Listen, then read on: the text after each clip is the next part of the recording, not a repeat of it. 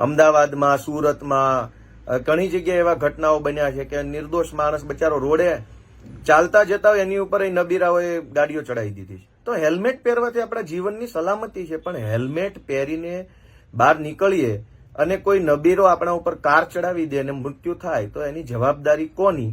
એ બાબતે જરાક કોઈ નિષ્ણાંત એજ્યુકેટેડ 8 વ્યક્તિ આપણને માહિતી આપે તો ગુજરાતના લોકોનું જ્ઞાન વધે.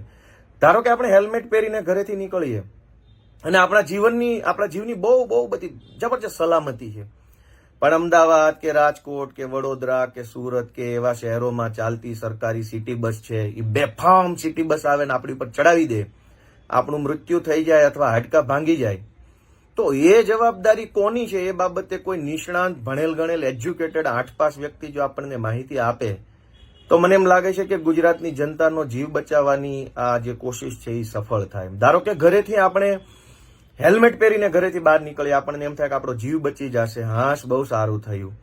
અને રોડ રસ્તા ઉપર રખડતા જે ઢોર હોય છે, એ ઢોર કોઈ આપણને અડફેટે લઈ લે. ઘણી વખત 2 ઢોર અંદરો અંદર ઝઘડો કરતા હોય છે, એ ઝઘડો કરતા 2 ઢોર આપણા ઉપર આવીને ચડી બેસે, અથવા કોઈ ઢોર વિફરેલું હોય આપણને શીંગડું મારે, પાટું મારે, આપણા ઉપર પડે અને હેલ્મેટ પહેર્યું હોવા છતાંય આપણું મોત થઈ જાય કે હાડકા ભાંગી જાય, તો એની જવાબદારી કોની? એ બાબતે કોઈ ભણેલ ગણેલ એજ્યુકેટેડ 8 વ્યક્તિ જો આપણને માહિતી આપે તો મને એવું લાગે છે કે ખૂબ સારો આપણને ફાયદો થાય.